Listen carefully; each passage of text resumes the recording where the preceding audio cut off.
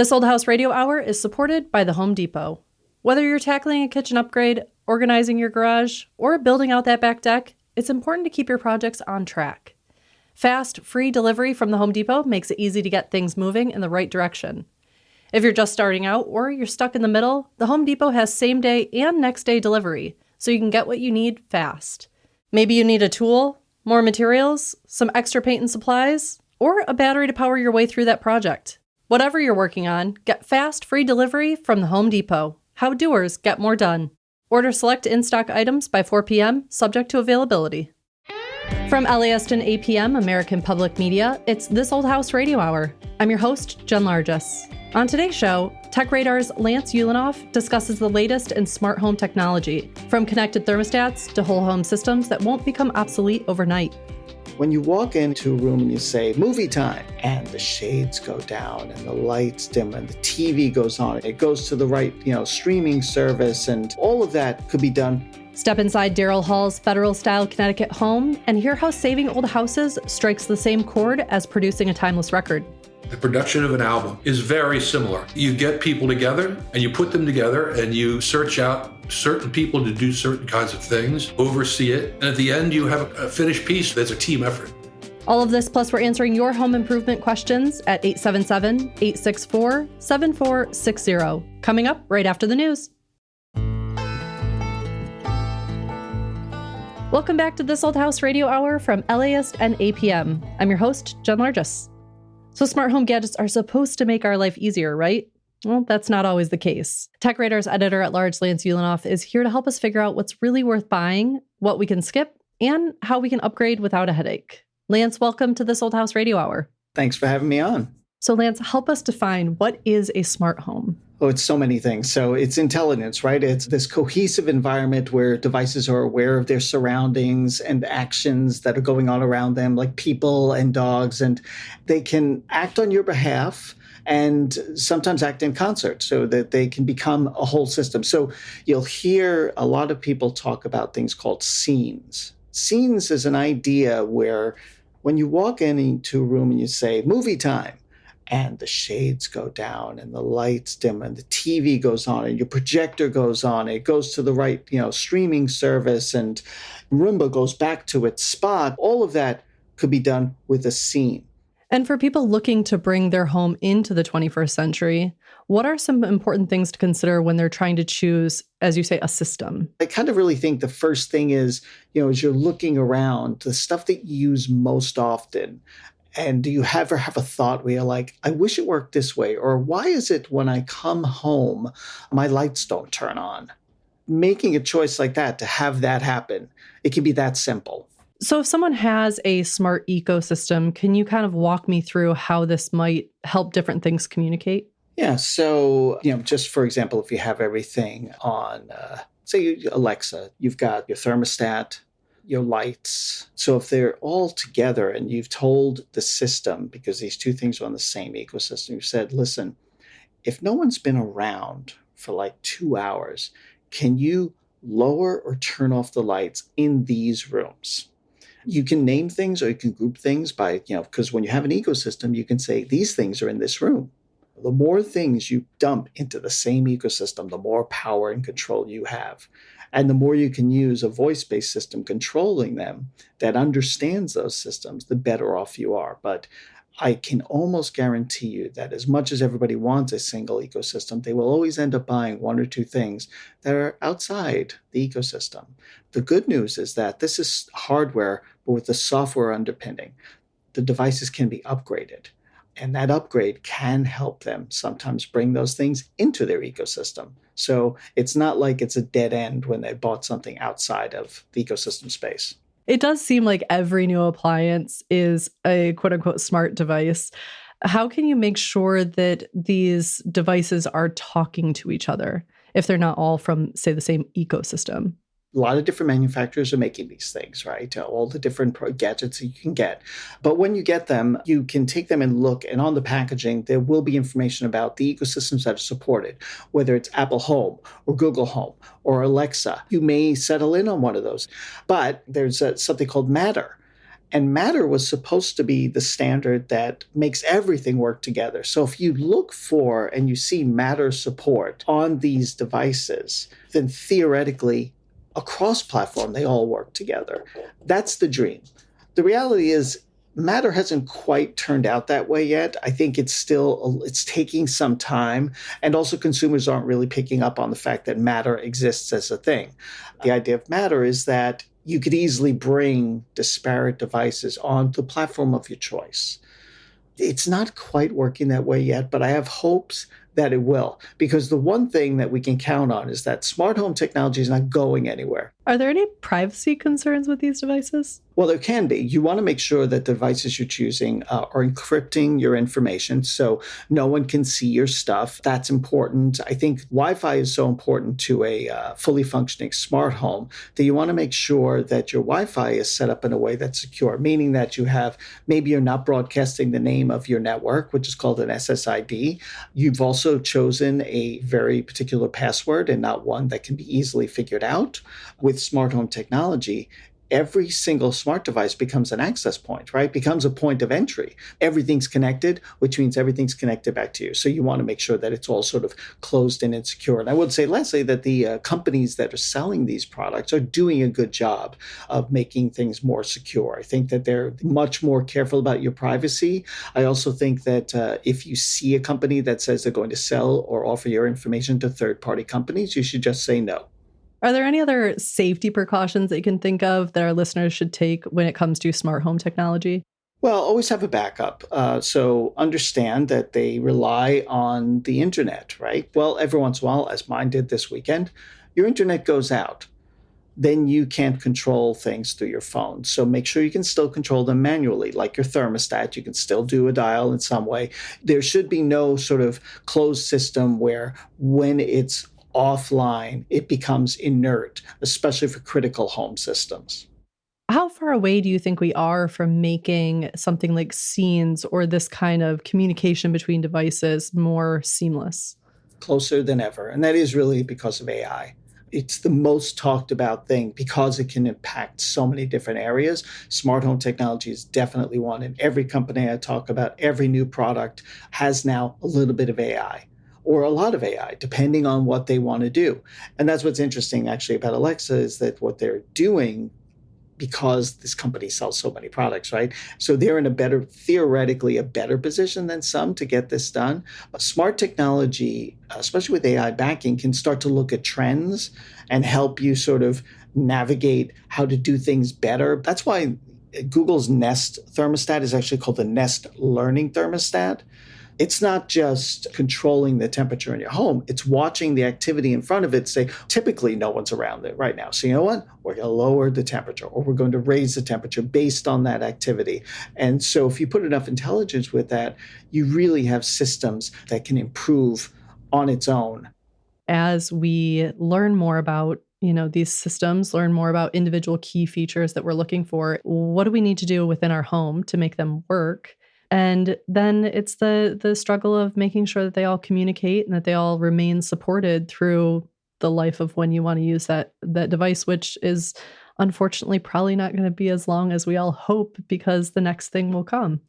I will say that some of the things I've had, some of these smart devices have been built well and built to last. I mean, I do have a Nest Cam outside my house that is probably now 9 years old. I haven't touched it. I installed it out there. It's still working. I mean, I live in fear of them not supporting it, and then I have to replace it, but it is working now. They're listening now. It's discontinued. I know. This is great. I'm so sorry I said anything. Well, we thank you so much for this conversation. I think it's so interesting and intriguing, and your expertise is we're just grateful. Oh, well, it was my pleasure.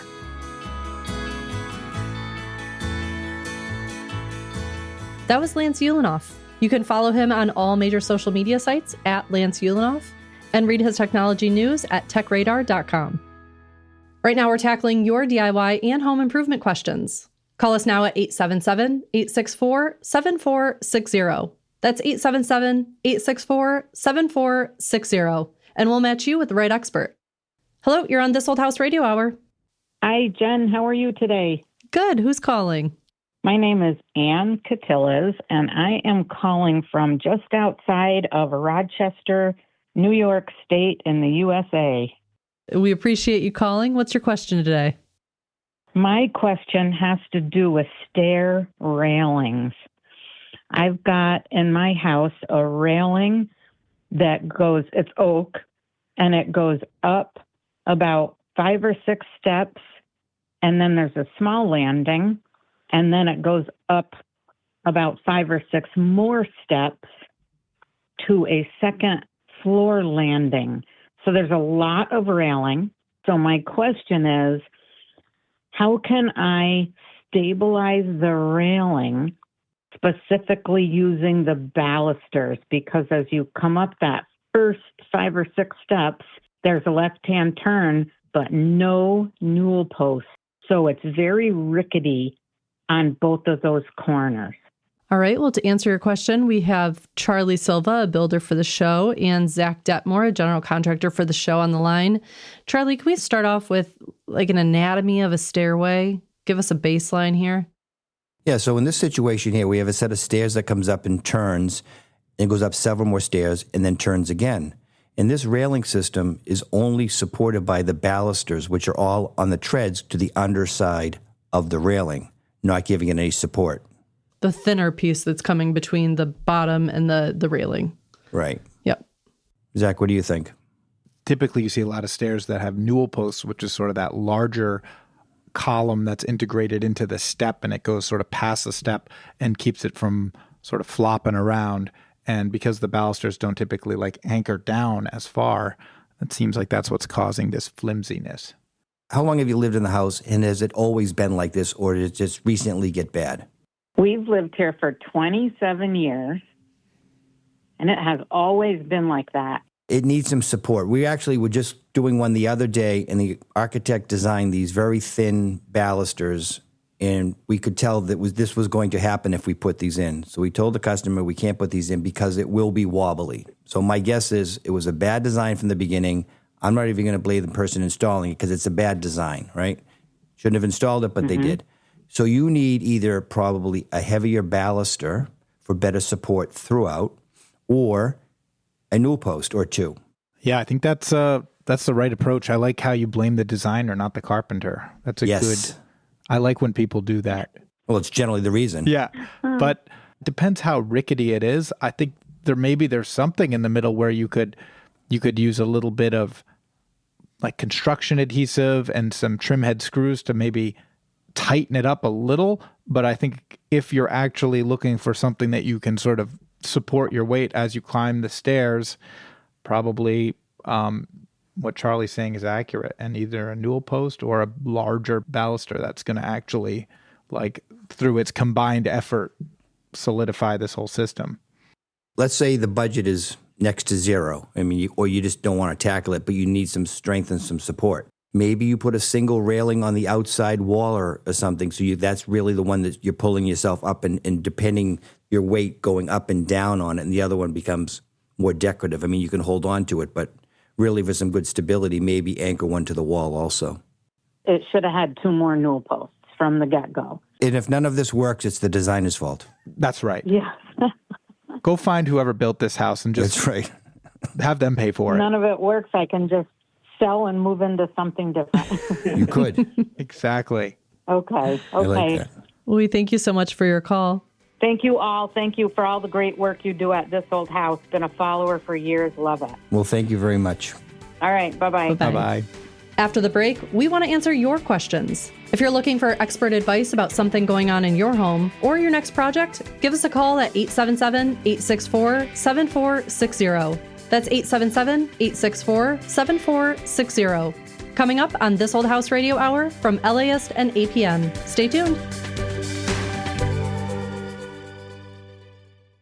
This Old House Radio Hour is supported by the Home Depot. Whether you're tackling a kitchen upgrade, organizing your garage, or building out that back deck, it's important to keep your projects on track. Fast, free delivery from the Home Depot makes it easy to get things moving in the right direction. If you're just starting out or you're stuck in the middle, the Home Depot has same-day and next-day delivery, so you can get what you need fast. Maybe you need a tool, more materials, some extra paint and supplies, or a battery to power your way through that project. Whatever you're working on, get fast, free delivery from the Home Depot. How doers get more done. Order select in-stock items by 4 p.m., subject to availability.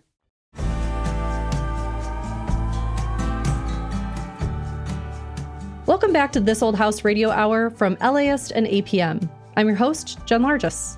Right now, we want to answer your home improvement questions. So give us a call at 877-864-7460. That's 877-864-7460. Hello, you're on This Old House Radio Hour. Hi, I'm Jim Hoare calling from Reedville neighborhood of Boston. I bought my house 24 years ago, a fixer-upper, and I did a lot of work on it.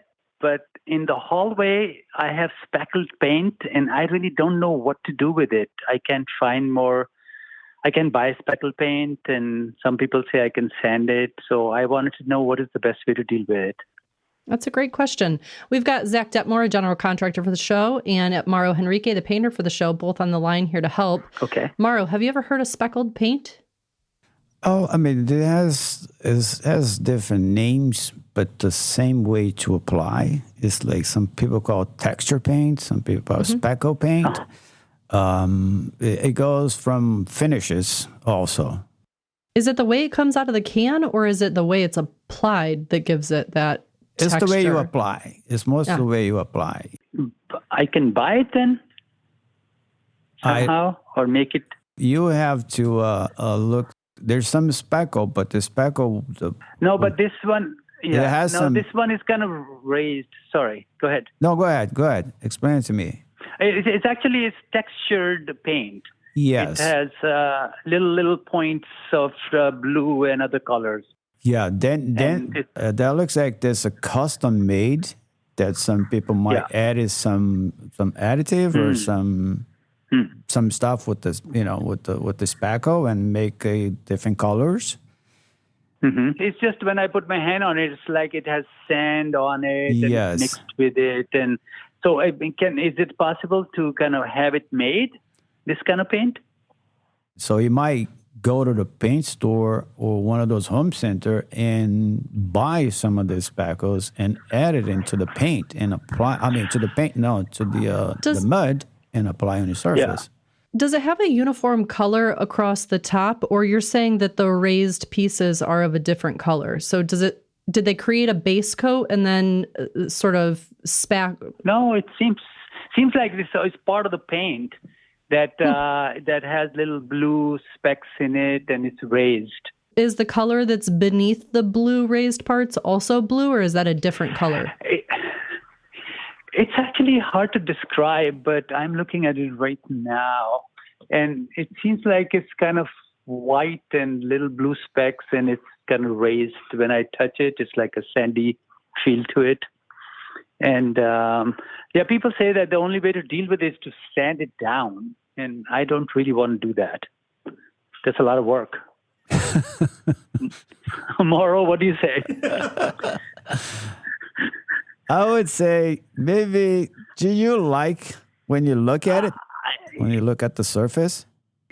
That's the only place in the house I have this kind of raised, rough paint, but everywhere else I have plain. I like the plain look of it, honestly. But at the same time, if it's much easier to deal with it, I can get it. I will keep that as it is. That's the only part of the house which is original, paint-wise. Yes. Okay, so maybe you could put a coat of paint on it, and if you liked. I tried doing that. It doesn't look good because it's like rough surface underneath. Zach, have you ever seen anything like this? The only thing that comes to mind, which I don't think is the right thing, is I've seen sort of popcorn textured ceilings that sort of look like, you mixed up joint compound or asbestos in some cases and rolled it on the ceiling. And then they mixed in like metallic flakes that make it reflective in spots. But I've never seen something that is blue and white. That sounds like it sounds akin to an epoxy floor where they throw the flake in it, but I know that's definitely not it either, right? That's what I was going to talk about that. Sometimes when we do a lot of epoxy garage floors, 2-part epoxy. First coat goes on, and then before it dries, we put on some flakes It comes in a bunch of different colors, and then you throw up your clear coat on top of that, and you call it done. But there's flakes. Maybe that's what it is. Yeah, I think maybe that's what it is. If it's not that, it's something similar to that. Mm-hmm. How big of an area is this, Jim Hoor? It's basically the whole hallway from the ground floor to the first floor and second floor. And that's all. Basically, it's not a lot, but it is a lot because I'm not really a painter. I like working with wood. Great. Put shiplap over it. Call it a day. Well, that is a lot of work too. And I might try to sand it if there is no other possible option for it. You know what I would do? I'll get nice color, a thicker roller, like a 3/4 roller or an inch thick. Get a nice paint over, get rid of it, make it nice and clean. At least you don't have to be looking at that every day and try to figure out who the heck did this work before I bought my house. I will experiment in different little areas and play with it. I guess that's the only way I could deal with it. Yeah, I mean, I might even try to sand it down a little bit in the area and see how it goes. All right. That sounds like a good plan. Thank you very much, guys. Thank you very much. All right. Good luck. Sorry to not be more helpful on this one. You stumped us. Yeah. Thanks a lot, though. I love watching you guys on television. Thanks a lot. Yeah. Bye-bye. Take care. Thank you. Right now, we're answering your questions at 877-864-7460. Hello, you're on the Soul House Radio Hour. Hello, good morning. My name is Epifanio Zamora, and I'm calling from Paris, California. Oh, thanks for calling. What's your question today? My question is this noisy window. I have a 2-story home, and there's a major road. I hear the vehicles passing by, zooming as if the window is open, and it's kind of bothering. It's like, I can't sleep at night. Sometimes it wakes me up, and I'm trying to see what I can do to, keep the noise out as much as I can. Well, we have Zach Detmore, a contractor for this old house, here on the line to help us out. Yeah. All right. Thank you. All right, Epifanio. I think we can get to the bottom of this. All right. Let's do it. Lucky for you, I've lived in several apartments next to highways, and so this is something I'm very familiar with. I feel lucky. What can I do, Zach? Right. All right. Move. Uh-huh. Oh, no. Sorry. Come on, man. Okay. So my question is, first thing first, this window, what kind of window is it? Is it a double hung, meaning there's a window that slides up and down over another window? Or is it a casement window, meaning it swings out? It's none of those. It's you slide one to the right, and then another one to the left. There's a centerpiece that's solid, and then the one to the side open. Got it. So it's like a picture window in the middle and left and right slide. Yes, and they're plastic, vinyl, I think. Yeah. Okay, good to know. And now, on the inside, is there wood casing around it, or is it sort of built into the wall? It's a drywall. Yeah, it's built in. Like there's a drywall return. And then on the outside, is it a stucco house? Is there trim around it? What's trimming out the outside of the window? It's flush to the stucco. No trim around there. All right. So the first issue you have is the fact that these slider windows, typically, if you grab the sash, which is the operable part, you can lift it up and pull it out towards you. And okay, I think I've done that. Mm-hmm. Right. And what that means is there's this big gap of space at the top.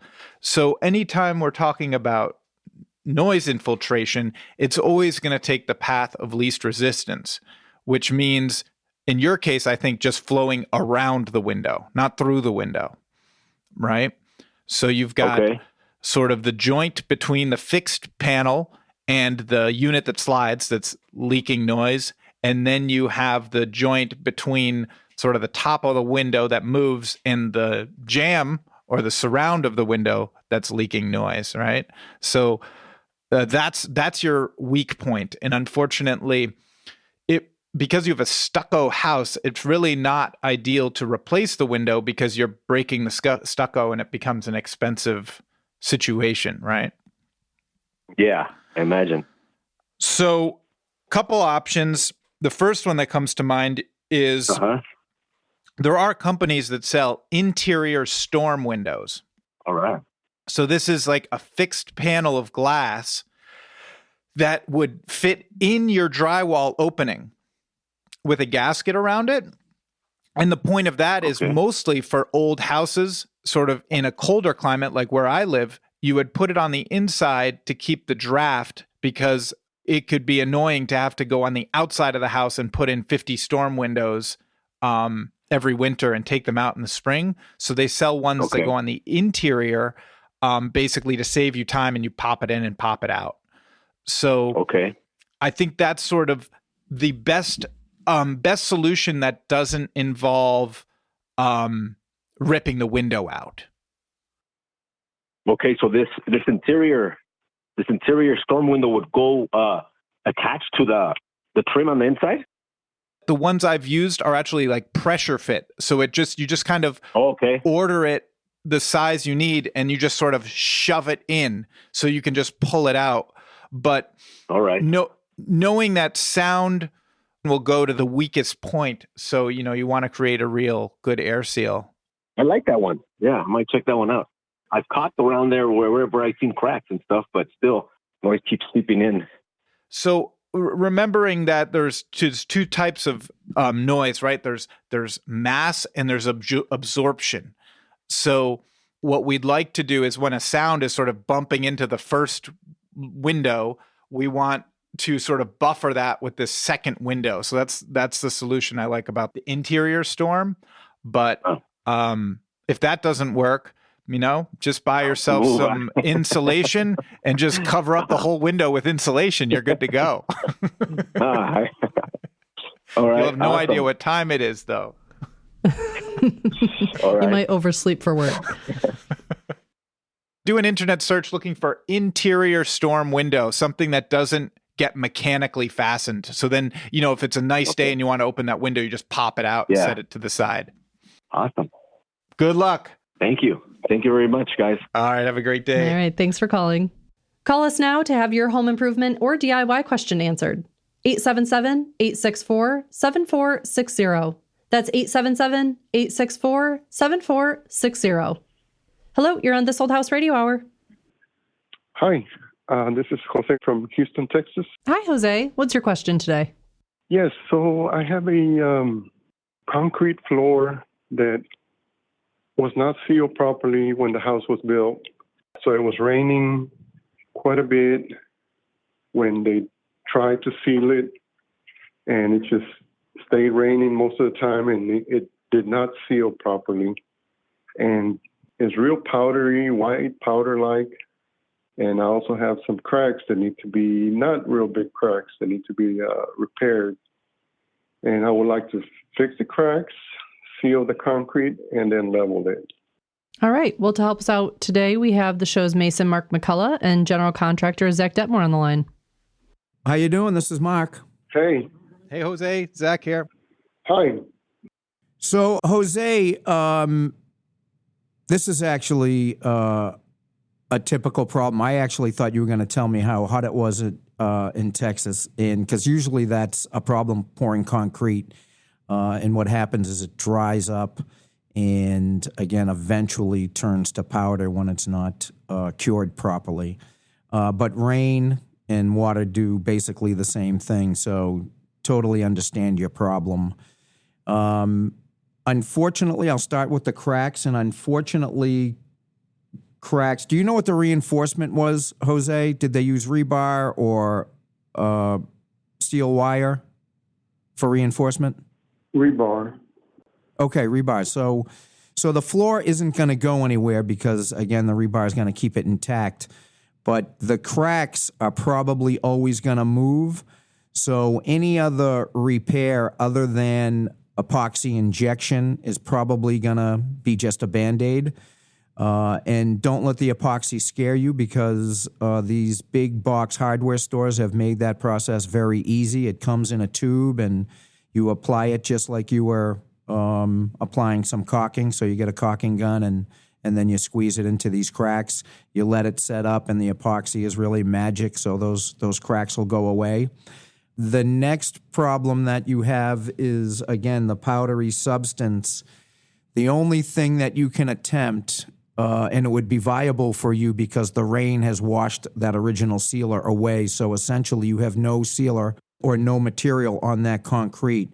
And if you find an industrial sealer, they're at these big box hardware stores these days, you can find one that's made for your exact problem. It's a little bit thicker, it goes on a little heavier, and it penetrates deeper. And that's going to be the key for you because when the rain happened, it probably softened just that top layer of your concrete floor, and that's why it's so powdery. So if you can scrape down and get to something, hard that's not scraping away at your touch, and you find this particular sealer, I bet your problem goes away. And I love the sealers on garage floors simply for the neatness factor. Zach, you'll back me up on this one. When you have a sealer on a concrete floor, you put a broom across it, and you're gliding over that floor, and everything seems to sweep into a pile quicker, easier, neater. But have you seen this type of thing, Zach, where improper install? I've seen this a lot, less so with like new construction, but typically we're working in old houses and they have like a mediocre slab. Maybe it's very thin in the basement and they want to finish it, but they don't want to add a lot of height because they're worried about hitting their heads. So we often use a rather thick viscous sealer that is sort of vapor closed once you do 2 layers of it.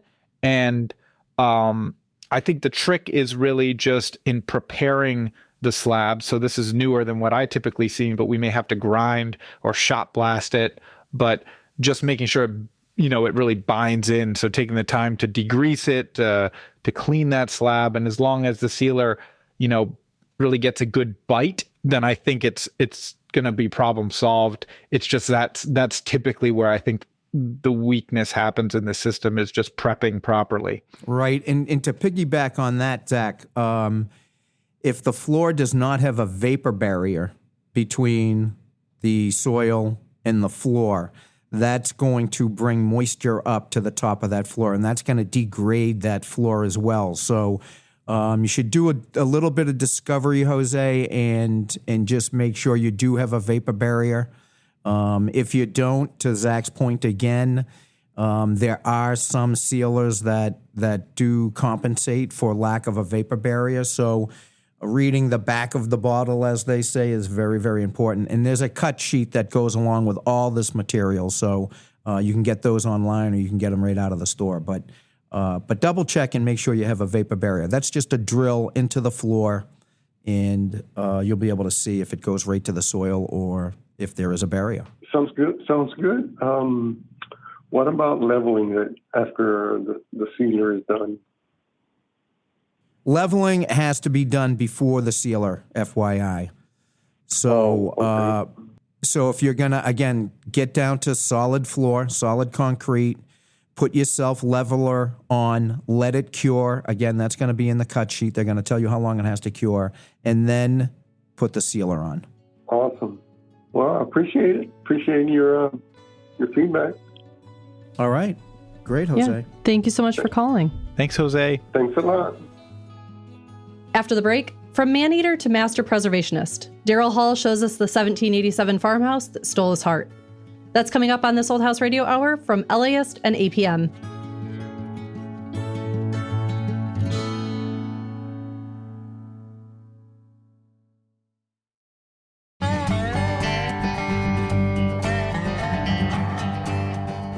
Welcome back to This Old House Radio Hour from LAist and APM. I'm your host, Jen Largis. Coming up, a grand 1910 Barber designed gem in West Virginia, and a steal of a deal in Nebraska that comes with one catch. You've got to move it. But first we go to Sherman, Connecticut, where rock icon Daryl Hall has restored a 1787 farmhouse he fell in love with 40 years ago.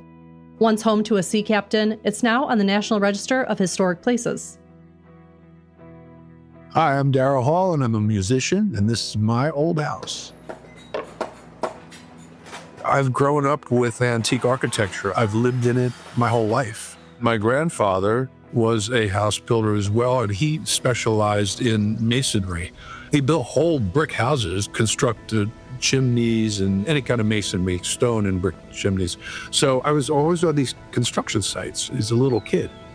I used to love to watch it. I used to watch my grandfather lay bricks, and he showed me how to do it. Basic things, how to mix mortar. I really always loved it. I just was really drawn to it. I love antique houses. I am totally immersed in history, and that's my great love of life other than music. I'm a time traveler. I like to live in it. I don't collect a lot of art. I like to live inside art, and I consider this to be art. This house, it's a quintessential federal house. It was built in 1787, the year of the Constitution, so that makes it federal. What separates that from slightly earlier houses are the size of the windows. The panes are a little bit larger. There's more light in the house. It's a more simplistic style than earlier Georgian architecture, but yet it has a really federal elegance, like the White House. It's a very interesting era in American architecture. I think maybe my favorite. It has a ballroom. That's an unusual feature of this house because it's a country house. People used to not have any place to gather back in the 1700s and the 1800s, and they used to come here. I have a postcard that's been framed that's for a, quote, hop in the ballroom in 1870. So it's always been used for a community dance hall kind of thing. It has a lot of life. It also was a magnet for every artist you can imagine in the 40s and 50s. Ornette Coleman would be sitting in the living room. Jackson Pollock would be upstairs, that kind of thing. Old houses are always more messed up than you think they are. You find all kinds of things when you're trying to reconstruct it. There's a lot of shoring up in the basement. Even though the rooms are large, there was really only one master bedroom. At the time, I was married with 2 kids. We needed a larger house. I was tasked with the idea of having to build an addition on, and that made sense to this house. I was very careful about that because when you do these kind of things, you have to tell a story in your head. My story was I tried to build a slightly older wing that was common around here, the original part of the house that they built onto. So I built it with the idea that it would be more mid-18th century rather than federal. Added that on to the side of the house, added some bedrooms, basically. I made the kitchen to reflect the idea that it was a little older than the house. That has a lot to do with putting large, wide boards on the wall to be very American colonial, keeping them natural color. The ceiling, the joists, and the summer beam are very large pieces of wood, especially the summer beam. The summer beam is gigantic. And then the kitchen itself is sort of a large square, and it has open shelves and sort of an antique style sink. I have a stone sink. The stove area is covered with Delft tiles. The ballroom is my idea of perfection. My partner architect, Anna Lee Cole, was equally important in this. She's really good, and she understands what I want. We worked on many projects together. She just made it happen. The ballroom is perfect. It's my pride and joy. The production of an album is very similar. You get people together that are craftsmen, really good at their particular job, and you put them together and you search out certain people to do certain kinds of things, oversee it, make mistakes. You fix the mistakes, you run into issues and problems, and you fix those and overcome them. And at the end, you have a finished piece that's a team effort. Every house has its own unique personality. The walls reflect the history. I truly do believe that. The people that lived in these houses leave their mark, whether it be the remnants of Jackson Pollock or just vibes. You can go into a room. I've worked in haunted houses. This one is not haunted. You get feelings. Houses have feelings. When you're dealing with a very old house, a lot of life went through these houses. I really care about being authentic as much as one can be and live in the modern world.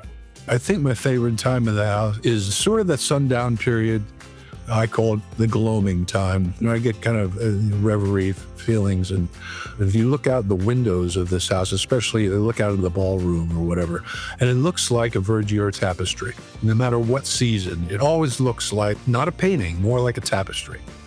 I'm not living by candlelight. If I have to leave anything, it's that I kept the house pure.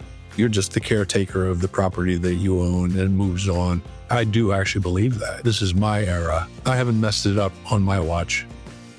I'm just very happy here. That's the best word. I mean, I've built a lot of different ones, done a lot of that. I feel really, really content here in this house. There's something about it. I think I've pulled it off for myself.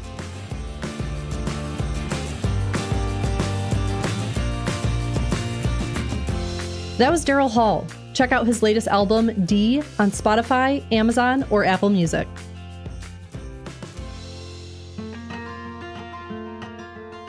At This Old House, we want you to get the most out of everyday items in and around your home. Here are 3 things you can do with extra charcoal. 1. Nourish your compost heap. Charcoal can be a valuable addition to your compost pile, helping to balance the carbon to nitrogen ratio. If your compost smells like ammonia, it's a clear sign you need to add charcoal. 2. Disguise an imperfection. Charcoal can work as a quick fix on scratched wood surfaces or furniture. Gently rub a piece of charcoal over the scratch to fill in the damaged area. The temporary fix works best on darker woods and can help camouflage minor imperfections. Lastly, keep rust off tools. Protect your metal tools from rust by placing a few lumps of charcoal in your toolbox. Charcoal absorbs moisture that can lead to oxidation, helping to keep your tools dry and rust-free. For more tips like this, visit our website, thisoldhouse.com. Now, back to the show.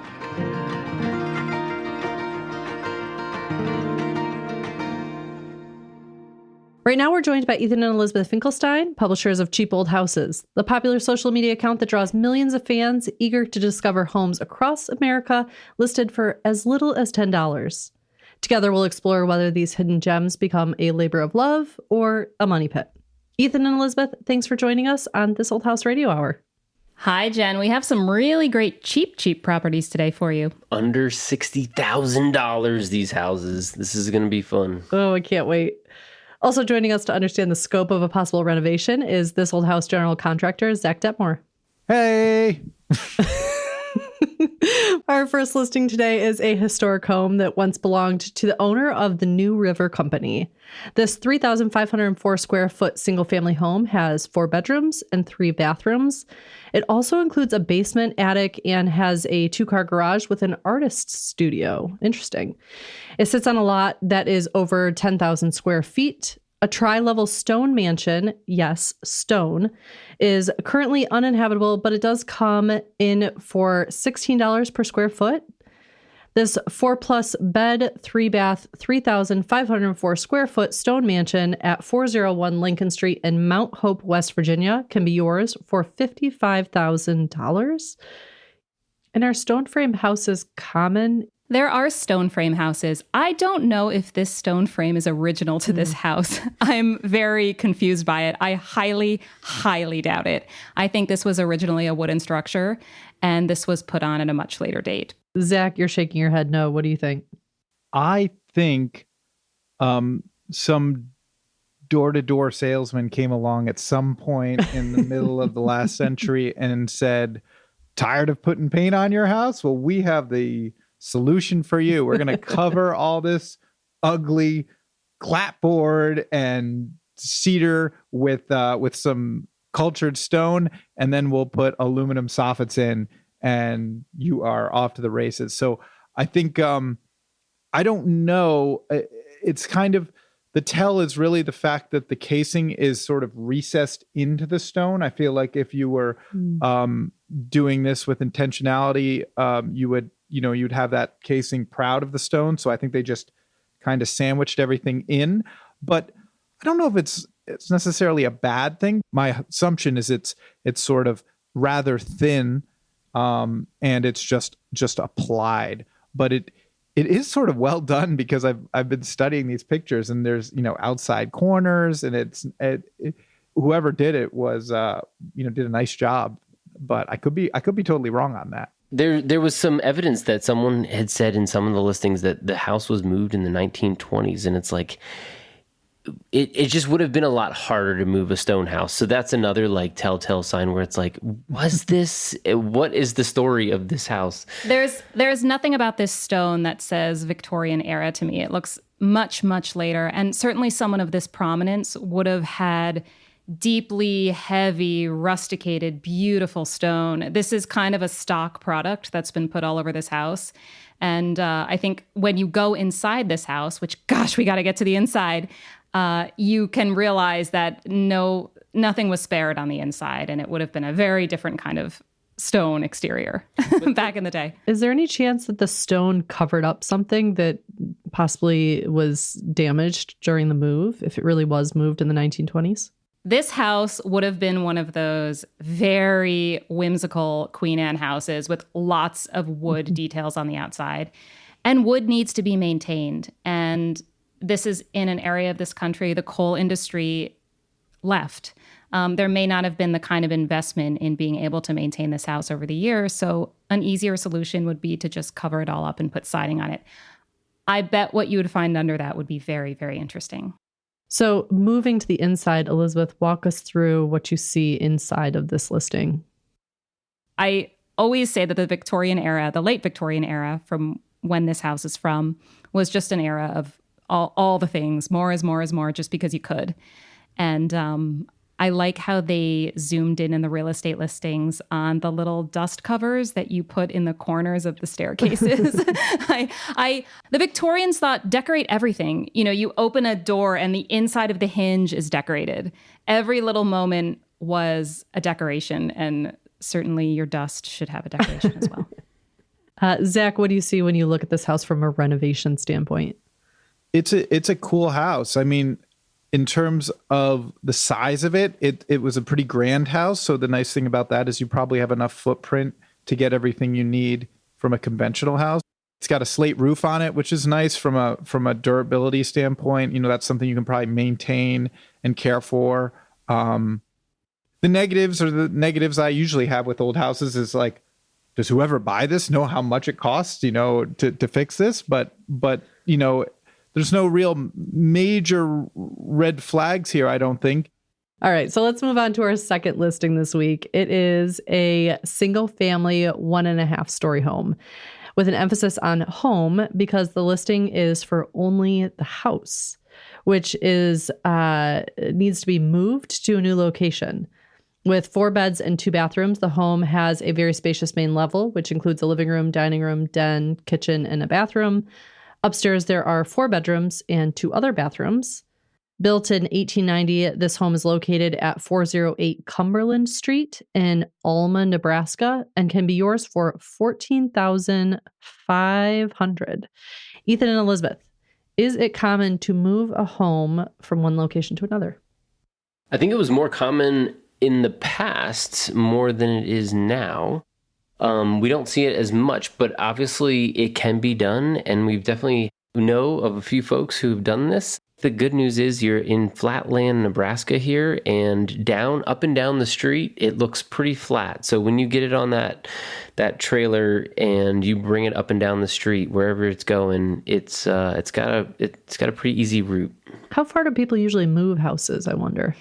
This is one of those things, it really depends on where you live. Mm-hmm. If you're in New Jersey, Zach knows this, it's pretty dense there. There are lots of things in the way, phone wires, street lights. If you live in a rural area where there's a lot of open land, not as many phone wires, the fewer things that have to be moved, the easier it will be to move the house. So it really depends on less about the structure itself and much more about the route, believe it or not. Some friends of ours moved a house 70 miles, but they were in Kansas. What? And they definitely had, which is a pretty good distance. They're so cool. But we have some other friends who are contemplating doing this in Kansas, and they just want to move it behind a few fields. So I'm hoping that there's some land near this house to make the expense of this, not too bad. But at the price point of $14,500, I hope you could maybe negotiate $7,000, just knowing the expense there. And they might be willing to negotiate with you to move this house. Mm-hmm. Yeah. More often than not, it makes a lot more sense to offer these houses for free if you would like them moved, because once you pay the $14,500 and then you have to acquire land and then you have to pay the moving costs, it does add up. Now, if the house is free, that takes a lot off. And it's expensive to demo a house. So you're also doing the owner a favor by taking it off their hands and doing that for them, and you're saving the house. We always try to encourage owners to offer it for free. Yeah, I was going to say I'm not going to pay over $14,400 for this house. Definitely bring out your negotiating skills on this one. So Ethan, tell us about the exterior of this home. So this is a Dutch colonial revival home. It has a gambrel roof. It's a beautiful white structure. It's 2 floors. It has basically a wraparound porch. Zach, do you think this house would survive being moved? I think so. I think in general, houses that are wood are going to be easier to move than, a stone house, and a house on a crawl space, which I think this is. It's going to be probably a little bit easier to move than those with a full basement. So the fact that it's not very tall or very wide, I think also works in its benefit. It seems like a good candidate to move if you're going to do it. There's nothing better than seeing a house being moved.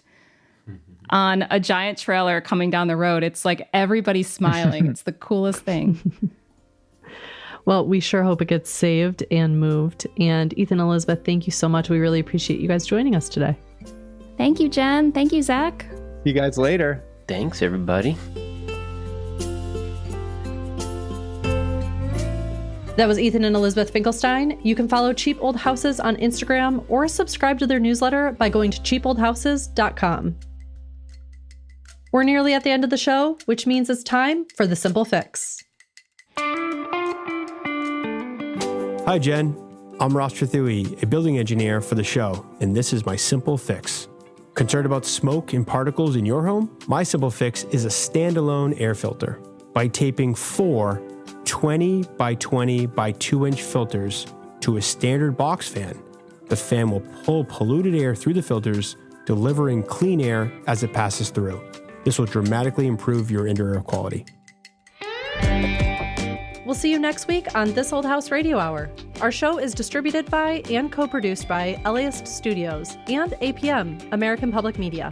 This Old House Radio Hour was created and produced by Ember 20. Listen to new episodes of the podcast every Tuesday on your app of choice. You can follow This Old House on all the socials at This Old House, all one word. We'll see you next week.